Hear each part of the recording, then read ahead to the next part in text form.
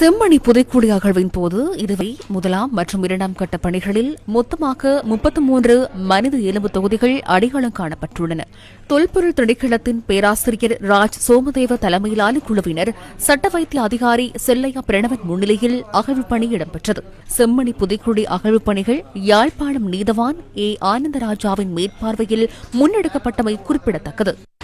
இன்றைய நாளின் அடிப்படையில் ஏற்கனவே அடையாளப்படுத்தி பாடசாலை புத்தக பையோடு இருந்த மனித உடலம் முழுமையாக இன்றைய நாள் முழுவதையுமே அதுக்காக வேண்டி அதை நிலத்திலிருந்து வெளியில் எடுக்கிறதுக்காக வேண்டி செலவழிக்கப்பட்டு முழுமையாக அகழ்ந்தெடுக்கப்பட்டிருக்குது. அந்த எடுக்கையில் அதில் அந்த சிறு குழந்தையினுடைய உடலத்தோடு இருந்த ஒரு சப்பாத்து, அதே நேரத்தில் ஒரு சிறிய குழந்தைகள் விளையாடுகின்ற பொம்மையொன்றும் அந்த உடலத்தோடு இருந்து அகழ்ந்தெடுக்கப்பட்டிருக்குது.